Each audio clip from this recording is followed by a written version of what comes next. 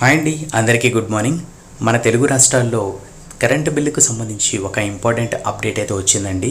So July 1 నుంచి అంటే మనకు కరెంటు బిల్ ఎవరైతే పే చేస్తున్నారో అంటే యాప్స్ ద్వారా ఫోన్పే కానీ, గూగుల్ పే కానీ, పేటిఎం ద్వారా కానీ సో ఎవరైతే పే చేస్తున్నారో వాళ్ళకైతే ఒక హెచ్చరిక అండి. సో వాళ్ళైతే ఇంక నుంచి దీని ద్వారా పేమెంట్స్ అయితే యాక్సెప్ట్ చేయరు అని చెప్పేసి కూడా ఎలక్ట్రిక్ డిపార్ట్మెంట్ చెప్పడం అయితే జరిగింది. ఎందుకంటే ఆర్బీఐ గైడ్లైన్స్ ద్వారా మీరు డైరెక్ట్గా ఏవైతే యాప్స్ అయితే ఉన్నాయో అంటే మనకు ఎలక్ట్రిక్ బిల్ పే చేయడానికి ఏదైతే యాప్స్ అయితే ఉన్నాయో వాటి ద్వారా మాత్రం పే చేయాలని చెప్పేసి కూడా అప్డేట్ అయితే వచ్చింది. సో ఆ యాప్స్ ఏంటి, అలాగే దీనికి సంబంధించిన మరికొన్ని వివరాలు మనం ఈ వీడియోలో తెలుసుకుందాము. అలాగే వీడియోని లైక్ చేసి మన ఛానల్ని సబ్స్క్రైబ్ చేసుకోండి. ఇలాంటి అప్డేట్స్ మీకు డైలీ వస్తుంటాయి. సో ఇంకా మనం అప్డేట్ అయితే చూద్దాం.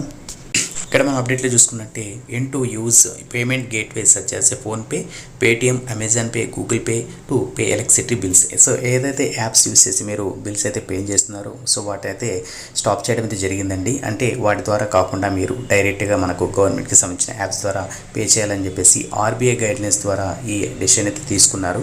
అలాగే ఇది మనకు తెలంగాణ మరియు ఆంధ్రప్రదేశ్ వాళ్ళకి వర్తిస్తుంది. తెలంగాణ వాళ్ళకి జూలై 1 నుంచి అమల్లోకి వచ్చిందండి. సో ఏపీ వాళ్ళకి ఇంకా అప్డేట్ అయితే అఫీషియల్గా రాలేదు, అంటే ఏ డేట్ నుంచి ఏది అమలు చేస్తారని చెప్పేసి.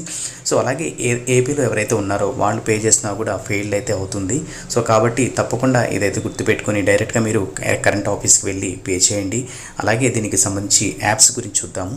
లేదు ఇంకా ఆన్లైన్ ద్వారా పే చేయాలి అనుకునే వాళ్ళకి వచ్చేసి TSSPDCL అనే యాప్ అయితే ఉంటుందండి. సో దీన్ని డౌన్లోడ్ చేసుకొని మీరు మీ యొక్క కరెంటు బిల్ యొక్క వివరాలు అప్డేట్ చేసి మీరైతే పేమెంట్ అయితే చేసుకోవచ్చు. సో ఇది అఫీషియల్ యాప్ అండి.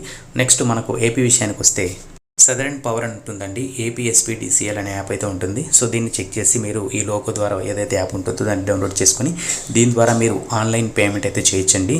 లేదంటే మీరు డైరెక్ట్గా కరెంట్ ఆఫీస్కి వెళ్ళి కూడా మీరు బిల్ అయితే పే చేయండి. సో ఇదండి మనకు వచ్చిన అఫీషియల్ అప్డేట్.